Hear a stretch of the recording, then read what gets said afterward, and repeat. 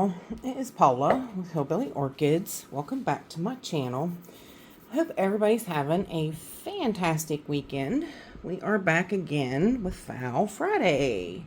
Woohoo! Now, of course, as you see in front of you, we have the Phal gigantea. I told y'all I would get it down. And we would take a look at it. I am contemplating, she's in a 3-inch pot, or 4-inch pot, 3 I think, maybe 4. I'll tell you when I get it out. I'm not sure exactly, but we're going to see about upping her to a 5, okay?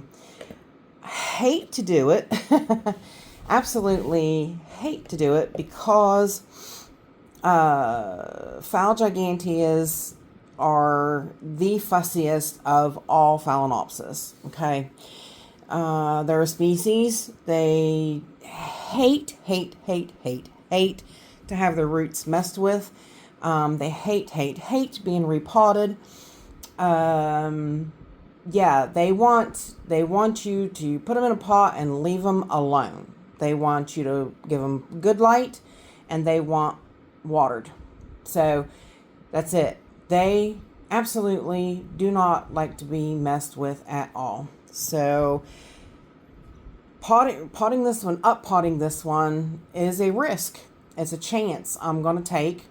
It doesn't matter what size they are either. I can pot this one and it could die. It's absolutely a 50-50 chance I'm taking here with this plant. I had a small one. I had a gigantea alba, I think, tiny seedling, and it died. It absolutely fussed when I repotted it, and it died. Michael told me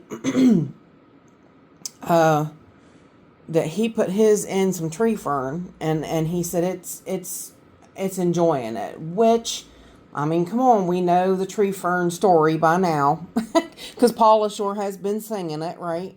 So we know the story. So yeah, it should absolutely love going into it, and I'm going to try very little to mess with the roots, because yeah, that's the best thing to do.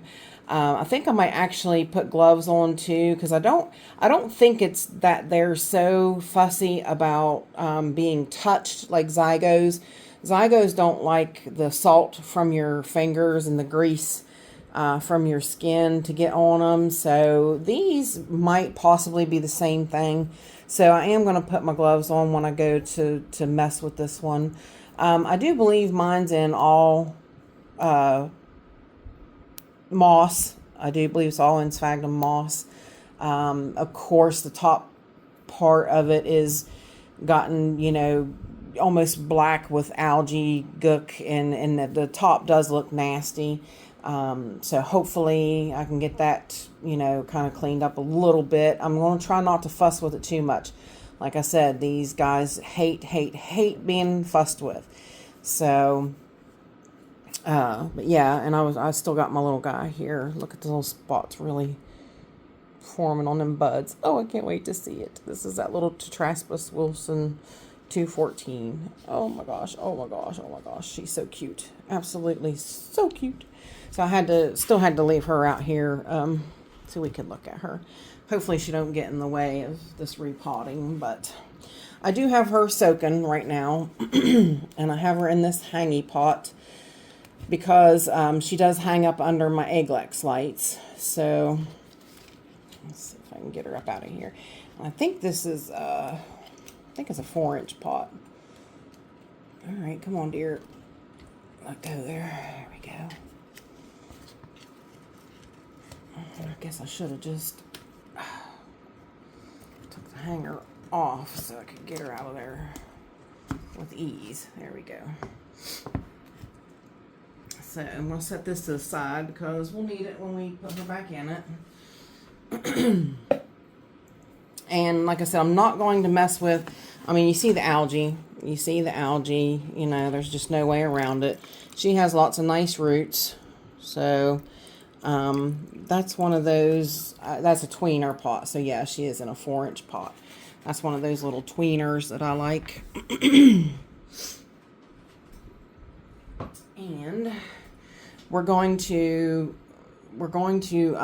she must have a little mixture of bark in there too. Maybe I did, because I do see perlite there.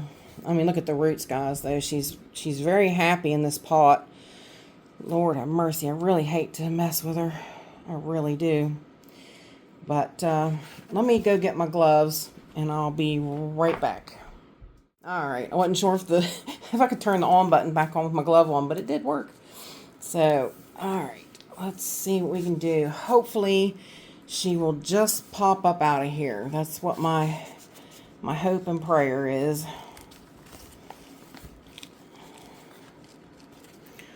Phal gigantea crossed with sibling.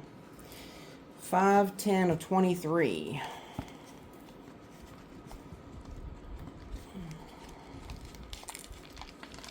Alright, she relatively pulled up out of there nicely. Of course, she's got a lot of roots, and she is seemingly relatively happy in this pot.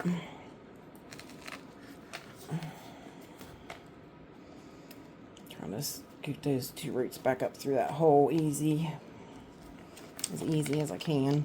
Yeah, she is in small bark too. I just topped her with some moss, I think. So, but that's okay, because we're going to put her on top of a little bit of moss. Is what I'm going to do. I'm going to... I've got my tree fern here ready to go. It's tree fern with a little bit of popcorn perlite, a little bit of orchiata bark and charcoal, and the small is the oyster shell grit. So that will go around her in some places. And I have the sphagnum moss already watered down and ready to go.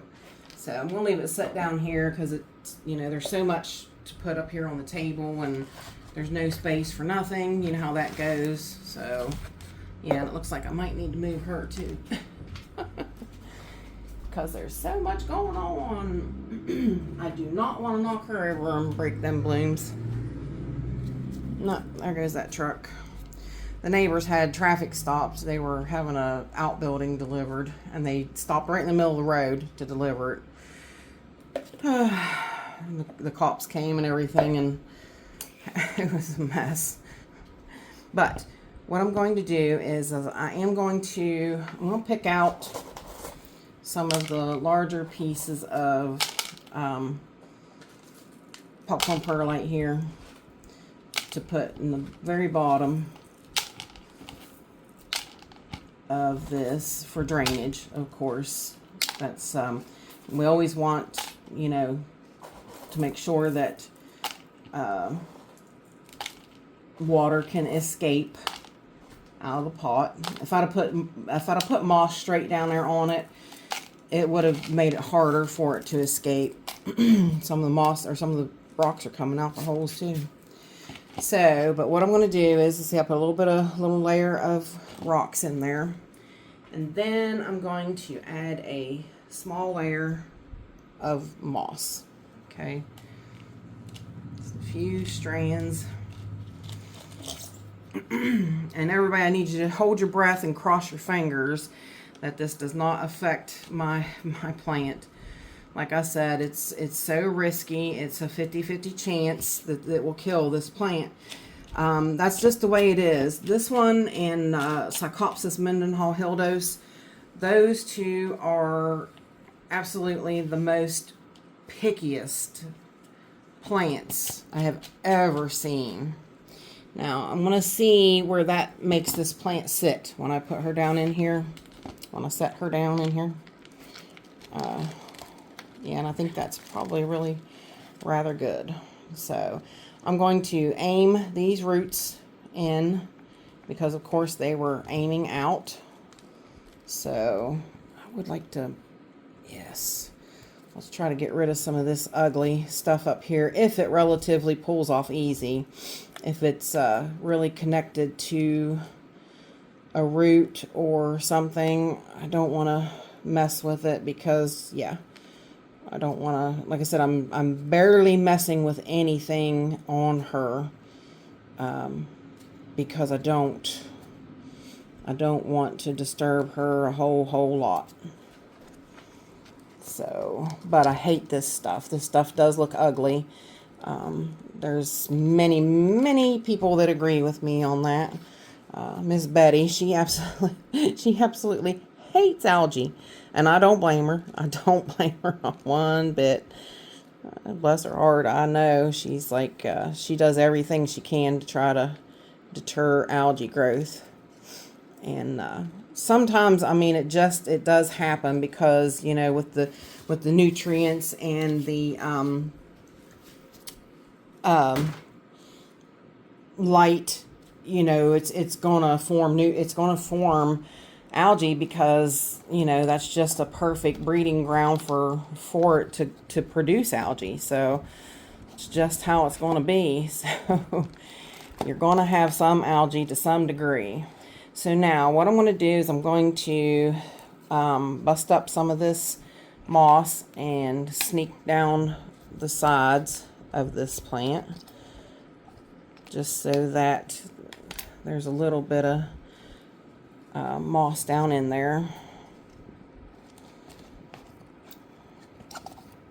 Not packing it, just getting it down in there decently, not, you know, not making sure I pack it too hard. We don't want it to, we want these roots to continue to grow and whatnot, not to shut them off from oxygen and air.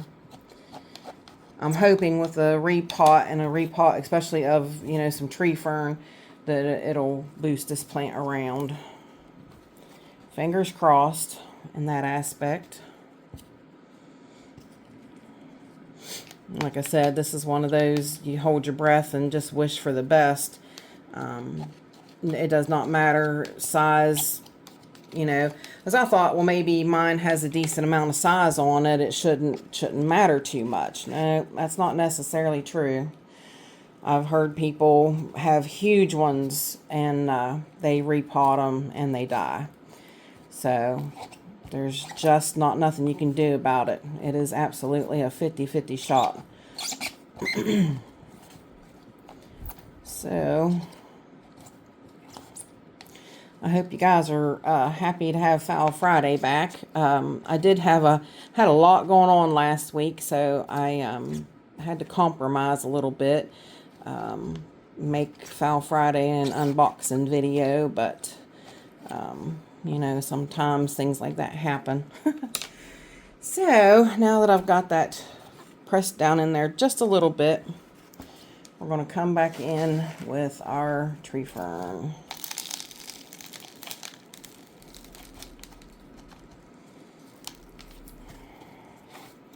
And we are going to help press it down in there some to push the moss down in there some. I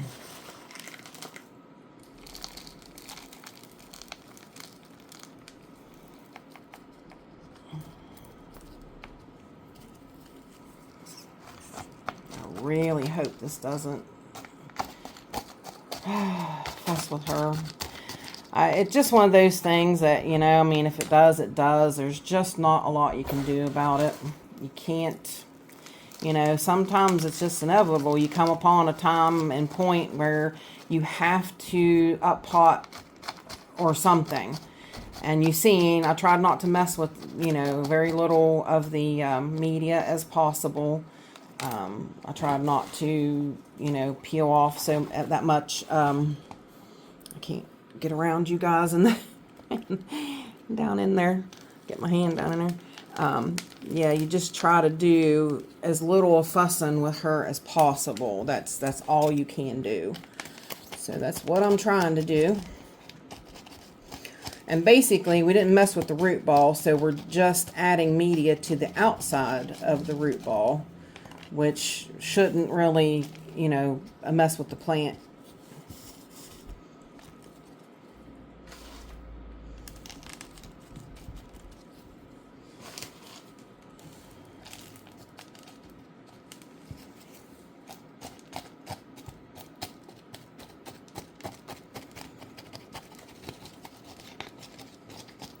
I think she'll really like the tree fern. Like I said, Michael said his really responded to the tree fern.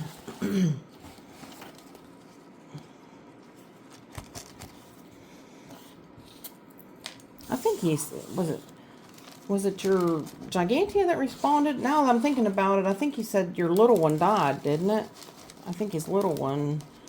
But I thought he said that one of them he repotted in the tree fern, and it took off. It started growing roots, which is good. That's what you want. So I thought it was him. Maybe I was talking to somebody else. I might be confusing it with somebody else. You'll have to let me know, Michael.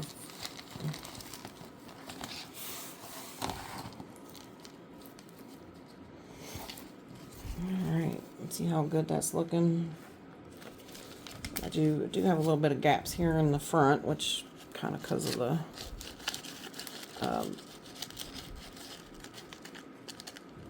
leaves get in the way there.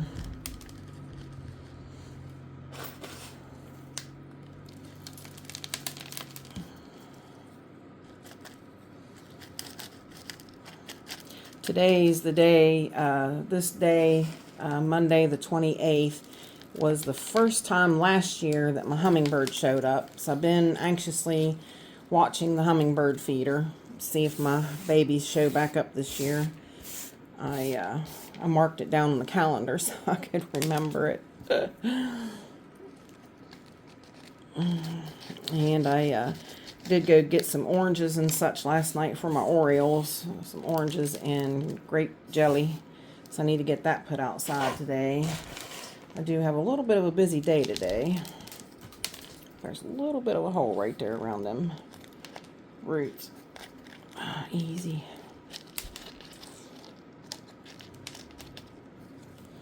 Easy, girl, easy.